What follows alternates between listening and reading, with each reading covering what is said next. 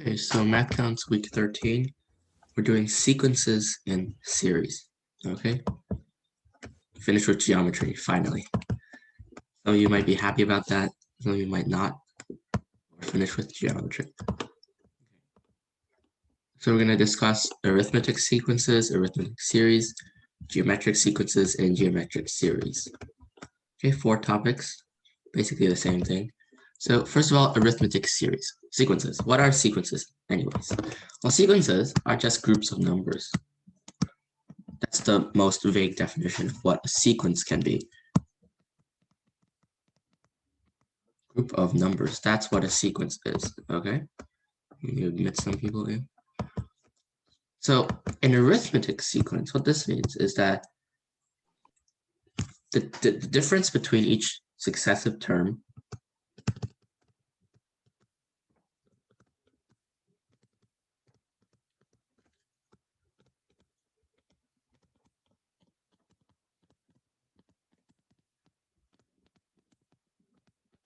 okay, so the difference between consecutive terms, which is 2 terms that are next to each other, and 2 terms. So if we take any pair of terms that are next to each other in this sequence, they have a difference, right? And that difference is constant. So what this means is that there's a common difference. We call this a common difference between each term. So for example, let me say I have a sequence. We start with the number 7, and let's say we have a common difference of 3. So this means each next term is going to add 3 to the previous term. So 7, add 3, you get 10, 13, 16, 19, 22, 25, on and on and on. Okay, so as you can see here, if we take any 2 terms that are next to each other and we subtract them, 19 minus 16, we get the common difference.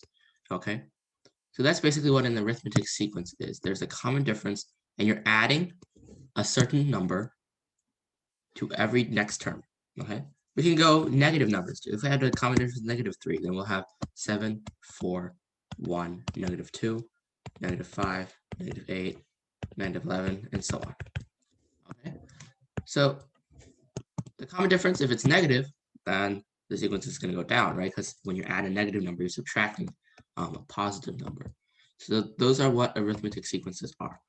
So how do we know?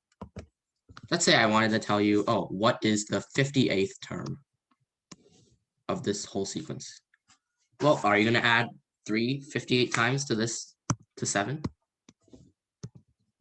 Really close, though. So a lot of people think that to get the 58th term, we're going to have to do 7, and we add 58 times 3. But if we see here, the first term, let me clean this up a little bit. The first term is just 7. 7 plus 0 times 3. The second term is 7 plus 1 times 3. The next term is 7 plus 2 times 3. 7 plus 3 times 3. As you can see, this is the first, second, third, fourth term. For the second term, we multiply 1 by the common difference. For the third term, we multiply 2 by the common difference. For the fourth term, we multiply by 3. Because in the beginning, we add 0 threes. Then for the second term, we add 1 3. For the third term, we add 2 3s. For the fourth term, we add 3 3s. So for the nth term, let's say this is n right here, we're going to have to add n minus 1 3s. All right, so it's going to be 7 plus n minus 1 times 3. So you can see the pattern here, why that's true. So for the 58th term, n is 58, but we're going to have to do 57 to get our actual term. So the 58th term is actually going to be 7 plus 57 times 3. Okay. So this is basically the formula. Instead of writing 7 and 3 here, we can say 7 is the first term. For the first term, we usually label it as A1. Okay. And then for the second term, we label it A2, A3, A4. This is the way we label the terms. Okay. So basically, the nth term is going to be the first term, which is 7, plus n minus 1 times the common difference. A1 plus n minus 1 times d, and this is the formula for a of n, right? The nth term, we represent that as a sub n, okay? So basically, this is the formula for any term you want in an arithmetic sequence. Any questions?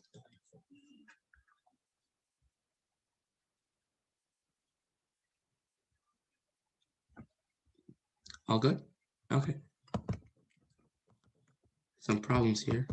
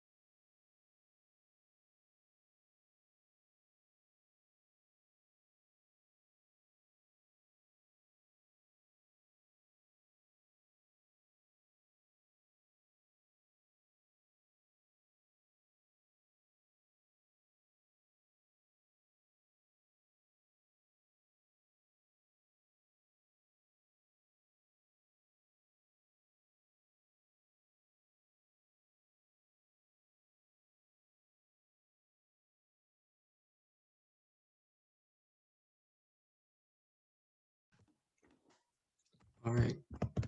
So for these, for this sequence, well, we know the first term is 4.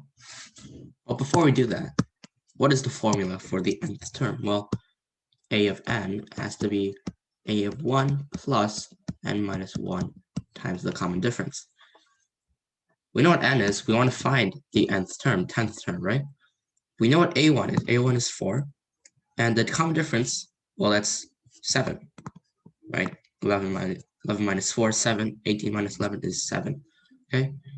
So a of 10 is just going to be 4 plus 10 minus 1, which is 9, times the common difference, 7. 4 plus 63, that's just 67. The next one, same formula, a of n, it's a1 plus n minus 1 times d.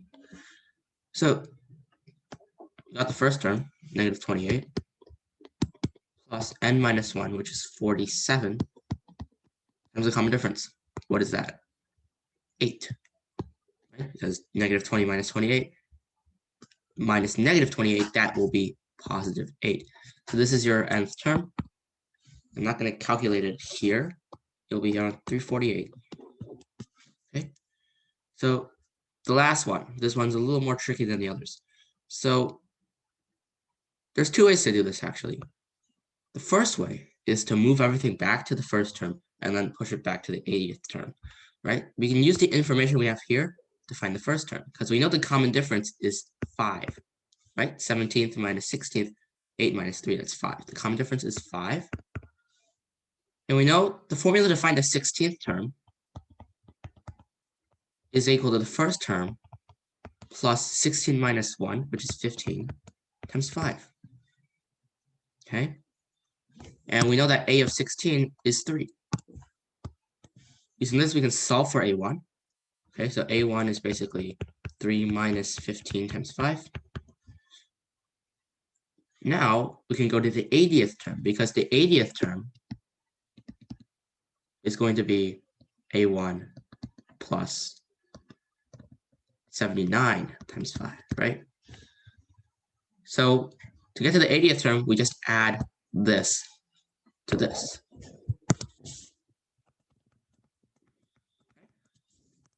And if we add that, we'll get the 80th term. And that will be 323 if you were to simplify this, okay? Second way to do it, you can go directly from 16 to 80. Well, if you look at it, 16 is 3, 17 is 8, 18, well, that's just 8 plus 5. And if we keep going, we add 5 to get to 17, add 5 to get to 18. How many 5s do we have to add to get to 80? Well, we added 1 5 to get to 17. So this is the amount of 5s we have to add, right? To get to 17, to get to the 17th term, we add 1 5. To get to the 18th term, we add 2 5s. To get to the 13th term, to get to the 19th term, we add 3 5s. So to get to the 80th term, how many 5s do we have to add? We can see here that there's a constant, right? Every time this goes up by 1, this goes up by 1. So the difference between them is constant, right? 17 minus 1, that's 16. 18 minus 2, that's 16. 19 minus 2, that's 16. So we know the difference between the term and the amount of 5s we have to add is 16. So the difference here, 64. We have to add 64 5s to this. 3 plus 64 is 5. You're going to get the same answer, 323. Okay.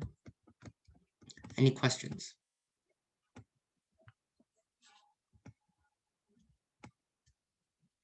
All right. 2 more questions here. 5 minutes.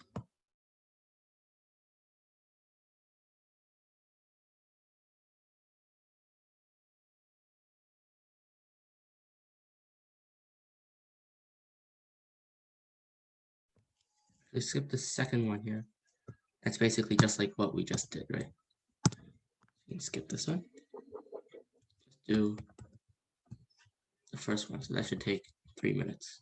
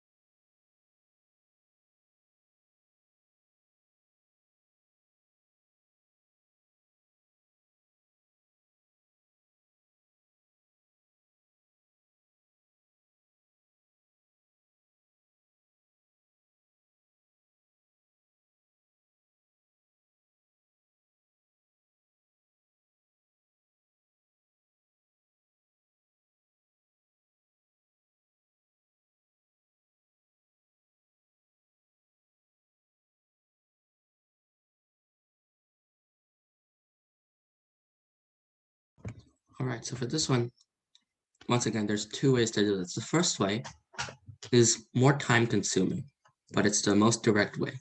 So we know that to make an arithmetic sequence, so let's just label them as A1, A2, A3, and A4. And we know that A1 is just A1, A2 will be A1 plus D, A3 is A1 plus 2D, A4 is A1 plus 3D. We know that a quadrilateral has 360 degrees, so if we add up all the angles, that's 360 degrees. So A1 plus D plus A1 plus 2D plus A1 plus 3D is 360, all right? This way we can find A1, then we could find A2, A3, and A4 by just adding 10 to each of them, right? So we know that we have 4 A1s here, 4A1 plus 60, 360. And 1, 2, 3, 4, 5, 6. Yep. So D is 10. We know that. So 60 is just 60 is 60, right? Or A1 will be 300. A1 will be 75. So A1 is 75. A2 is 85, 95, and 105. A more direct way, a more easier way, but trickier way to do this is you'll think, hey, the degree measures, the average of all of them have to be 90, right? Because otherwise, how's it going to work? They're going to center around 90 because that's the average of an angle in a quadrilateral, right? So these numbers are going to center around 90. 90 is the average of all of these, right? Because we know that if we were to add all of these together, we would have 360, and the average would mean we add and so divide by 4.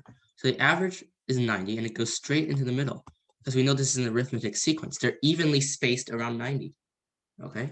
The difference between here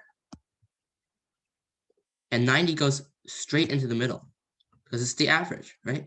So we got 10, a difference of 10 between A2 and A3, so it's a difference of 5 away from A1, A2, and 5 away from A3.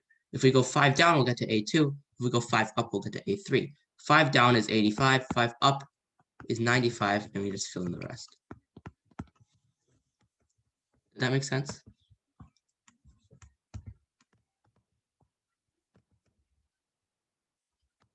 Okay. Now I've got arithmetic series. Very similar. Well, this is a pretty good thing to talk about after we did that problem. Arithmetic series are basically, a series means we're adding all numbers. Sequence. If we add up all the numbers in a sequence, we get the series of that sequence. Okay, so for an arithmetic series, there's a formula to find that. And the formula is, we take A1 and we add it to AN, which is the last term.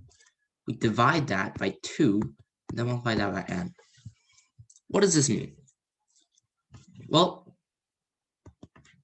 for an arithmetic series, what we're doing is we're taking the average of all the numbers, multiplying that by the number of numbers that we have, right? And that will get us to the sum, right? If we were to add them all individually, that's the same thing as adding, as taking their average and multiplying that by the amount of numbers you have, all right? So that's basically how this formula works.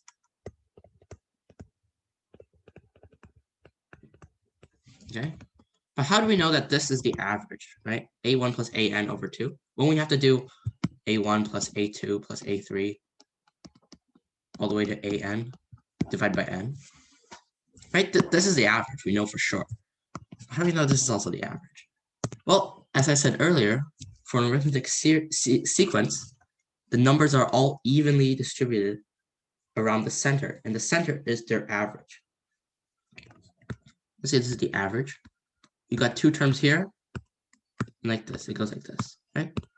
And you can see that the average is in between these two. It's the exact middle of those two. It's the exact middle of these two, right? If we take these two red points and we take their exact middle, that's still the average. If we take these 2 points, their exact middle is still the average. So if we space it all the way out and we get to the ends of the sequence, we know that the average is still going to be the average of those two numbers, right? The average is equal to the average of these two, and these two, and these two, all the way to the end. So the average is equivalent to a1 plus an over 2, the average of the first term and the last term, okay? So this is the formula for the arithmetic series. It's the first term plus the last term divided by 2. That's how we get the average, and multiplied by the amount of numbers there are. Any questions?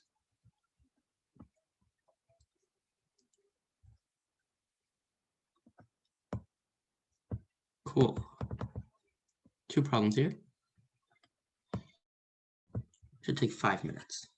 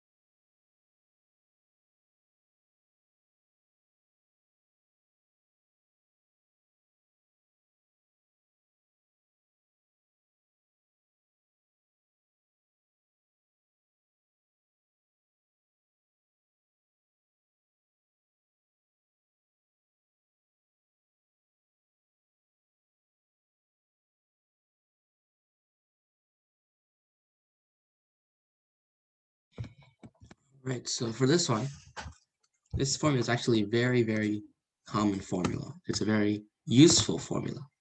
I think this is something you should remember, okay? So the sum of the numbers sum of all the integers from 1 to some n is n times n plus 1 over 2. So if n was like 5, for example, if I wanted to add 1 plus 3 plus 4 plus 5, that would be 5 times 6 divided by 2, which is 15. You can check that for yourself. It is actually 15. This is a really useful formula. We got to prove it now. How do we prove this? Well, we actually think about it. What is this thing? This is an arithmetic sequence or an arithmetic series, right? Because we just have first term is 1, and the common difference is d. Well, the common difference is also 1, right? Because we're adding 1 to each successive term. So the common difference is 1. And we just have n terms in it, right? So what does this mean? We got to use the formula for the arithmetic series. The arithmetic series, I'm going to call this S. The sum is going to be A1 plus n, plus the last term, divided by 2 times n, right? Well, what is A1? A1 is 1.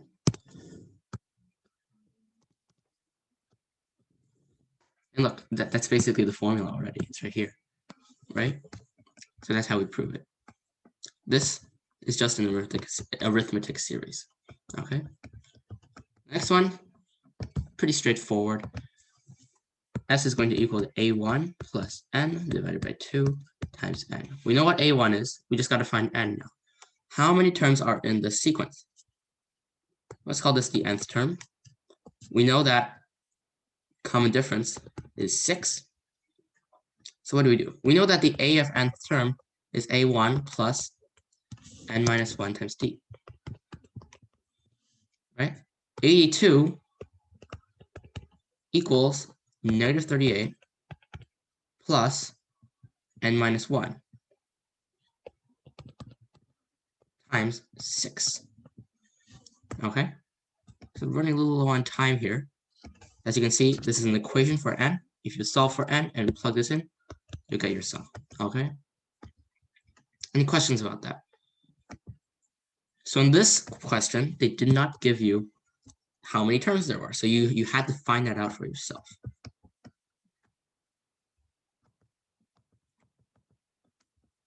All right. So let's do this one. Actually, let's take out this one. Do the last one only, because that's a really, really important problem that I want to get through.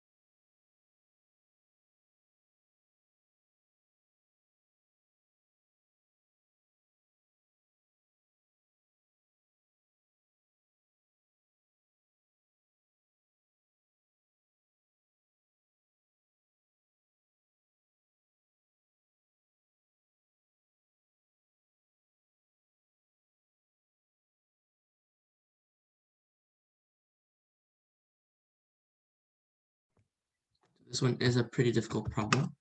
So I'm gonna go over this. Once you know how to do this, it's really easy. Okay, but you're gonna see this kind of problem a lot. So this one, S9 is 240, S10 is 250. Which means if we added the first 9 terms, we get 240. If we add the first 10 terms, we get 250. Well, when we go from adding the first 9 to the first 10, we're just adding an extra term, which is the 10th term, right? So to get from S9 to S10, we just add the 10th term, right? That's basically the key here, that if you figure this one out, you're basically good to go, right? Because from this, we can figure out that A10 is just S10 minus S9, which is 10. So the 10th term is 10. Well, now we can use the formula for an arithmetic series, right? Because we know that sum of the first 10 terms is going to have to be a of 10 plus a of 1 divided by 2 times 10. This is 250 equals A10. We know that's 10 already. 10 plus A1 over 2 times 10. All right, cancel the 10 from both sides. Multiply this 2, go up to there. 50 equals 10 plus A1. A1 is just 40. Okay, and that's the answer. Any questions?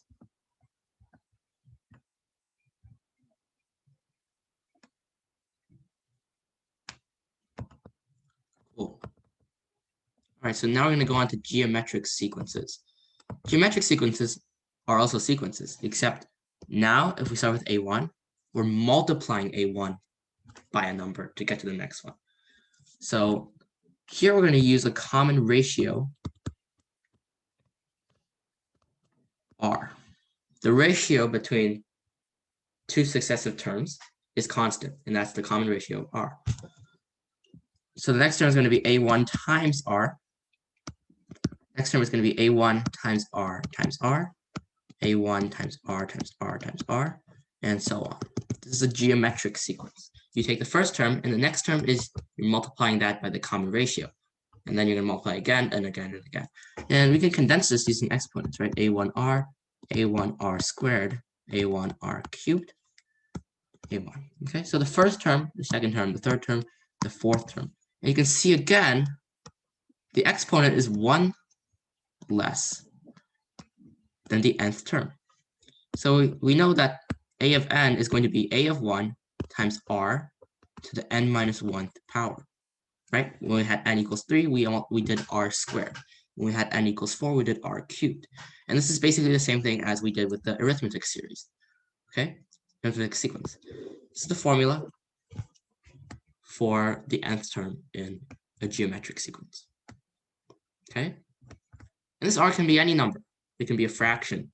If it's a fraction, then the geometric sequence is going to go down, right? The values are going to go down. If it's not a fraction, it's going to go up.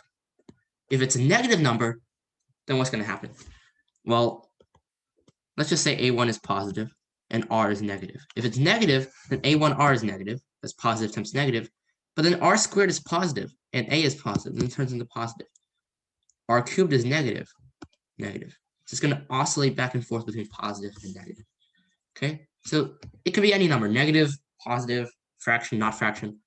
R can be any number. Okay.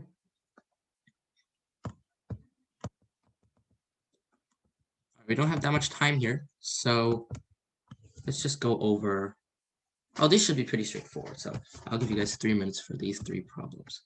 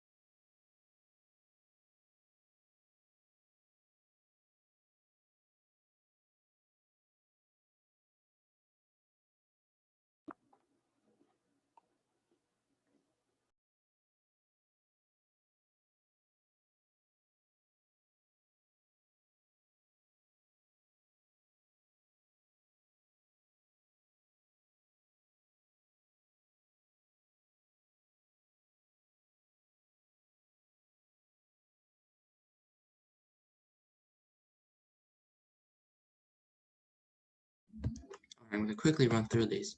So the first one, I want to find the sixth term, and the formula is a1 r to the n minus 1. Common ratio is 2, right? It's doubling while it goes up. So a1 is 1/4, r is 2, n is 6. So we got all we need, 1/4 times 2 to the 6 minus 1, which is 5. 2 to the 5th, that will be 32. You get 8. That's the 8th term, the 6th term. Now the 8th term in this geometric sequence is 1, and the common ratio is square root 2. What's the first term? Well, we can just use this formula, but in reverse. We know a of 8 is a of 1 times r to the 8 minus 1, right? R is square root 2, and a of 8 is 1. Square root 2 to the 8 minus 1, we'll just call that square root 2 to the 7th power. So a1 will just be 1 over square root 2 to the 7th power. That's the first term, okay? You can use this formula in reverse as well. Now the last problem, an octave up indicates a note frequency that's 2 times greater.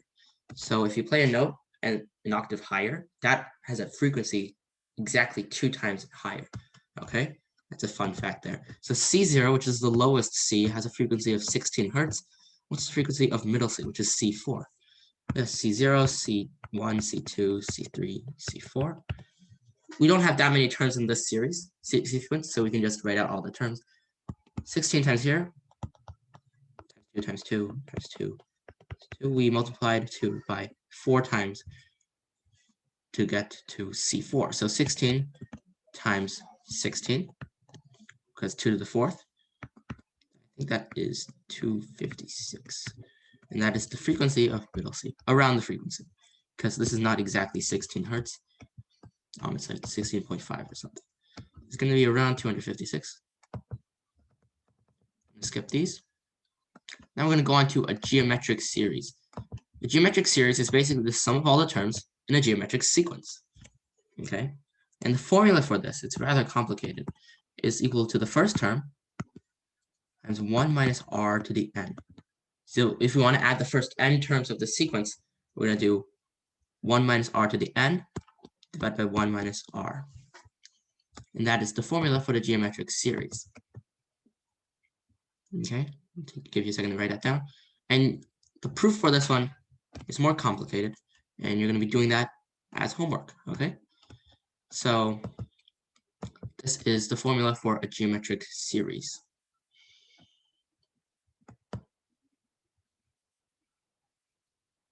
Okay. A few problems here. 2 problems. Skip the second one. This is more like a fun problem. Just do the first one. So an infinite geometric series is a geometric sequence that decreases. All right. If r is less than 1, we call this an infinite geometric sequence because the numbers are only going to get smaller and smaller and smaller, and they're going to approach 0 in the end. So the sum of all those numbers is going to be a definite number. All right. It's going to be like an integer or a fraction if we have r is less than 1. Okay. If r is greater than 1, then the numbers are only going to get bigger and bigger and bigger, and the sum of all the numbers there is going to be infinity. Okay, so an infinite geometric series is when we have r is less than 1. Okay, for example, 1. Let's say 1 and 1/2, 1/4, 1/8, 16th, right? They're going to get smaller and smaller and smaller. And you will find that if this goes on infinitely, this will add to a certain number. Okay, and it's actually going to be 2. Okay, so now I want you to prove this formula for an infinite geometric series.